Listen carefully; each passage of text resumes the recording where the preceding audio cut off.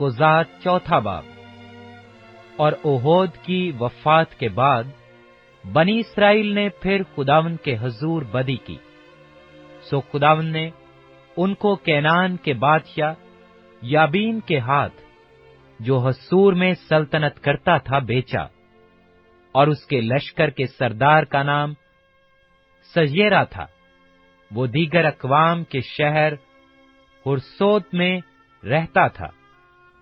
तब बनी इसराइल ने खुदावंद से फरियाद की, क्योंकि उसके पास लोहे के 900 रथ थे, और उसने 20 बरस तक बनी इसराइल को शिद्दत से सताया।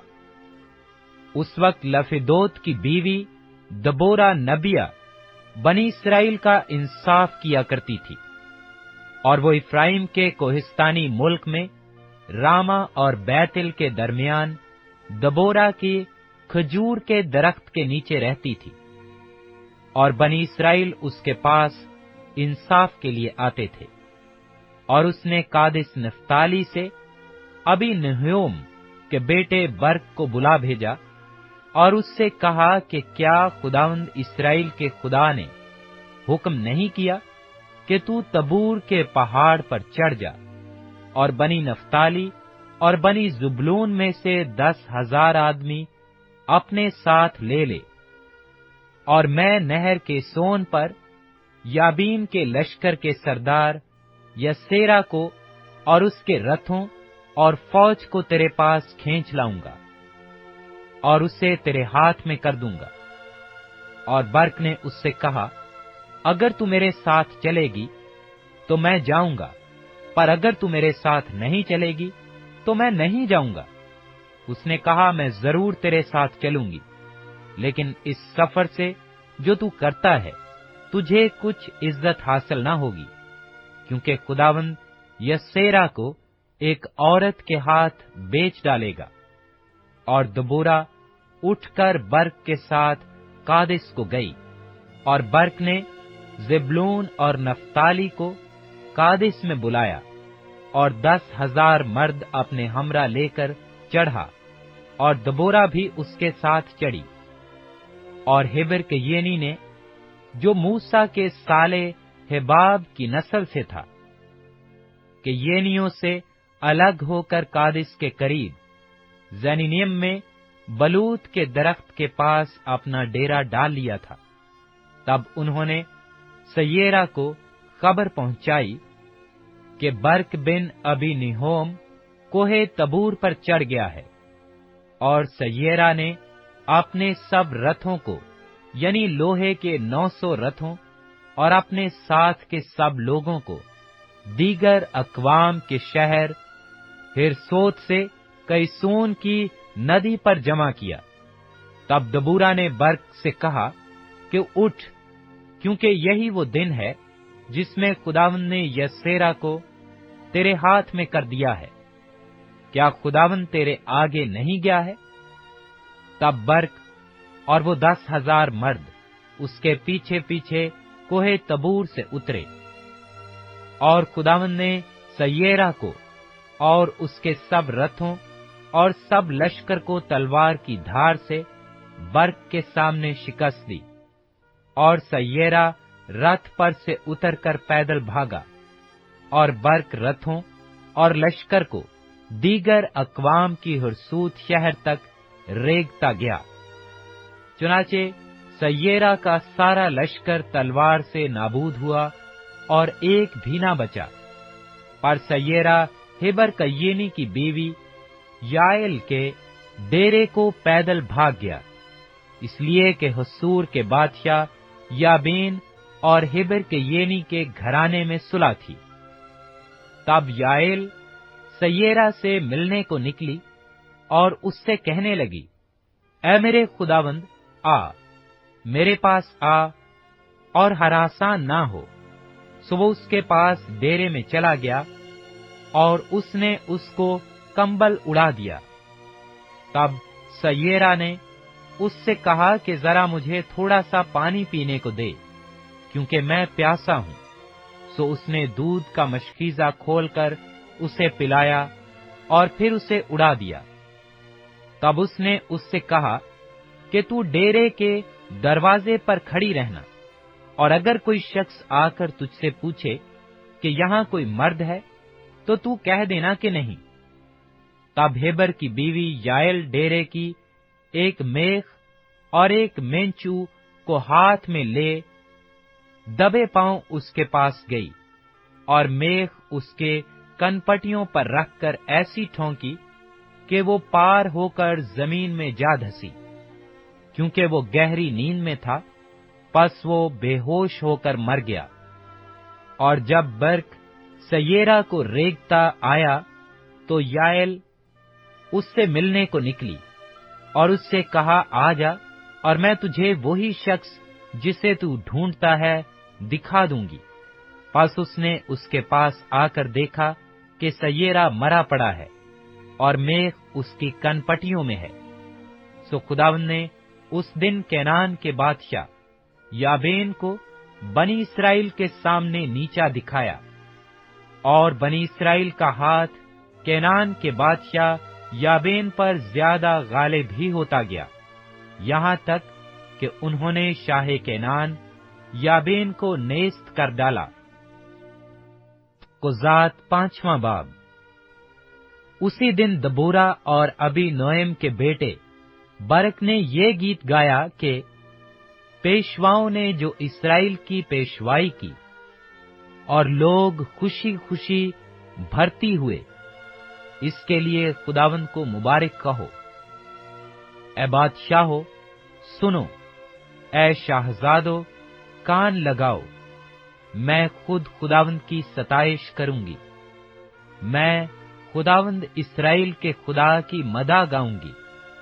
ए खुदावंद, जब तू शेर से चला, जब तू अदोम के मैदान से बाहर निकला, तो जमीन कांप उठी और आसमान टूट पड़ा। हां, बादल बरसे, पहाड़ खुदावंद की हुजूरी के सबब से, और वो सीना भी खुदावंद इस्राएल के खुदा की हुजूरी के सबब से कांप गए। अनात के बेटे शिमजर के दिनों में और याएल के अय्याम में शाहराएं सूनी पड़ी थीं, और मुसाफिर पगडंडियों से आते जाते थे। इस्राएल में हाकिम मौकूफ रहे, वो माकूफ रहे जब तक कि मैं दबूरा बरपा ना हुई, जब तक कि मैं इस्राएल में मां होकर ना उठी। उन्होंने नए नए देवता चुन लिए। तब जंग फाटकों ही पर होने लगी। क्या 40,000 इस्राएलियों में भी कोई ढाल या बर्छी दिखाई देती थी?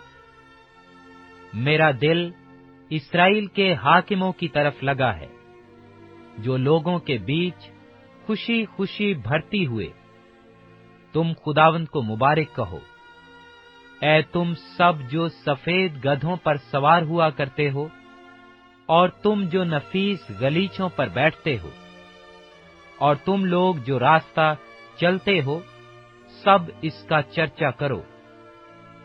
तीर अंदाजों के शोर से दूर पंघटों में वो खुदावंद के सादिक कामों का, यानी उसकी हुकूमत के उन सादिक कामों का जो इस्राएल में हुए, जिक्र करेंगे। उस वक्त खुदावंद के लोग उतर उतर कर फाटकों पर गए। जाग जाग ए दबूरा, जाग जाग और गीत गा। उठ ए बर्क, और अपने असीरों को बांध ले जा। ए अबी नोएम के बेटे, उस वक्त थोड़े से रईस और लोग उतर आए। खुदावंद मेरी तरफ से जबरदस्तों के मुकाबला के लिए आया। इफ्राइम में से वो लोग आए जिनकी जड़ अमालीक में है। तेरे पीछे पीछे ए बिन्यामीन, तेरे लोगों के दरमियान मकीर में से हाकिम उतर कर आए। और जुबलून में से वो लोग आए जो सिपा सालार का आसा लिए रहते हैं, और इश्कार के सरदार दबूरा के साथ साथ थे। जैसा इश्कार वैसा ही बर्क था। वो लोग उसके हमरा झपट कर वादी में गए। रौबिन की नदियों के पास बड़े बड़े इरादे दिल में ठाने लगे, बड़े बड़े इरादे दिल में ठाने गए। तू उन सीटियों को सुनने के लिए जो भेड़ बकरियों के लिए बजाते हैं, भेड़ सानों के बीच क्यों बैठा रहा? रोबन की नदियों के पास दिलों में बड़ा तुरद्दद था। जलाद यर्दन के पार रहा और दान किश्तियों में क्यों रह गया? आशर समुंदर के बंदर के पास बैठा ही रहा और अपनी खाड़ियों के आसपास जम गया। जुबलून अपनी जान पर खेलने वाले लोग थे, और नफ्ताली भी मुल्क के ऊंचे ऊंचे मकामों पर ऐसा ही निकला।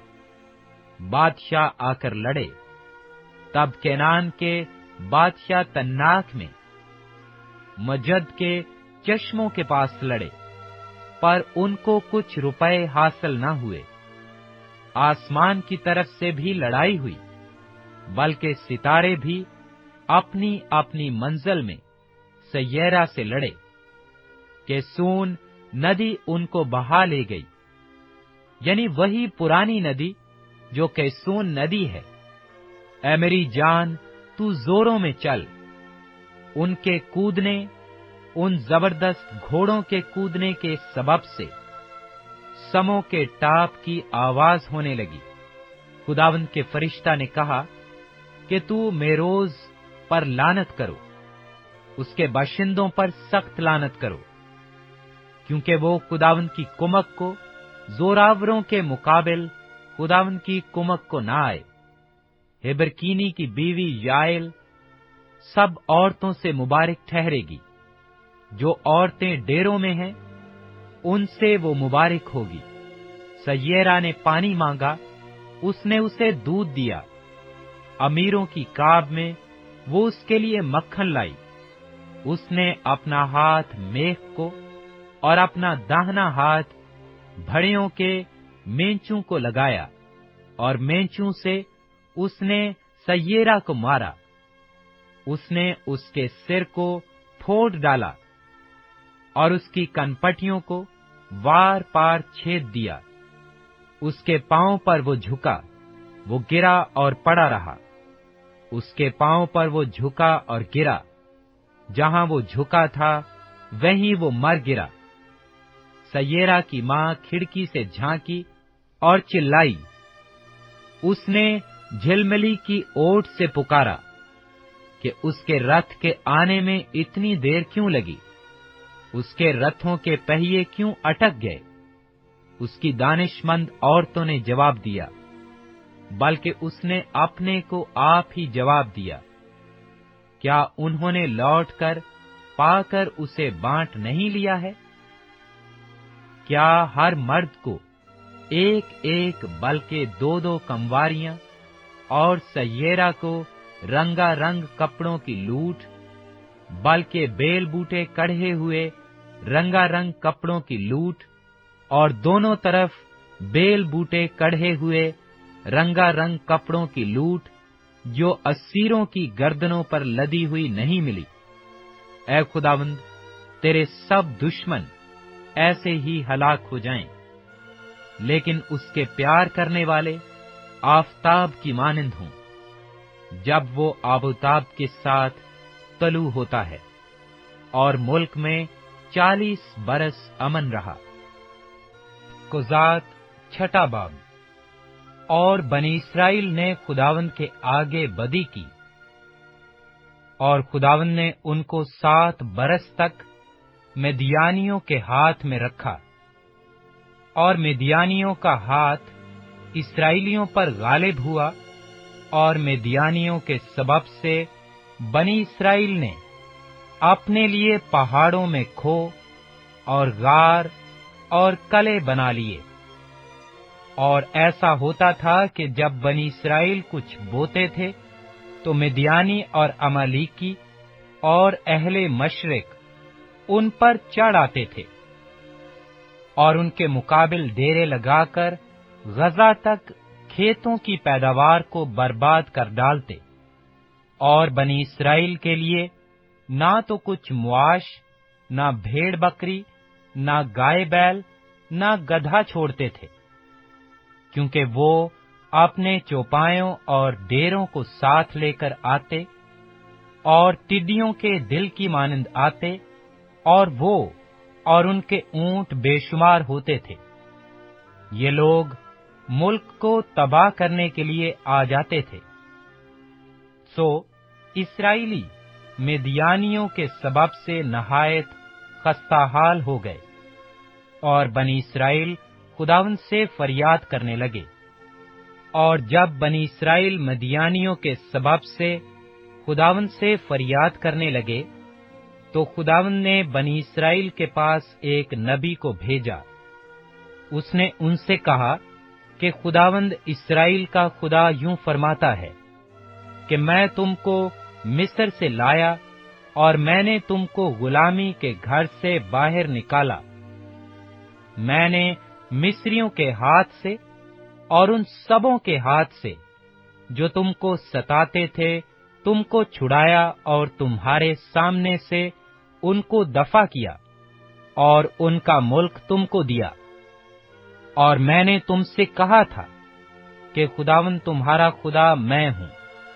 سو تم ان اموریوں کے دیوتاؤں سے جن کے ملک میں بستے ہو مت ڈرنا، پر تم نے میری بات نہ مانی۔ پھر خداوند کا فرشتہ آ کر عفرا میں بلوت کے ایک درخت کے نیچے جو یواس ابیزری کا تھا بیٹھا، اور اس کا بیٹا جدون میں کے ایک کولو میں گیہوں جھاڑ رہا تھا، تاکہ اس کو مدیانیوں سے چھپا رکھے۔ اور خداوند کا فرشتہ اسے دکھائی دے کر اس سے کہنے لگا کہ اے زبردست سورما، خداوند تیرے ساتھ ہے۔ جدون نے اس سے کہا، اے میرے مالک، اگر خداوند ہی ہمارے ساتھ ہے تو ہم پر یہ سب حادثے کیوں گزرے، اور اس کے وہ سب عجیب کام کہاں گئے جن کا ذکر ہمارے باپ دادا ہم سے یوں کرتے تھے کہ کیا خداوند ہی ہم کو مصر سے نہیں نکال لایا؟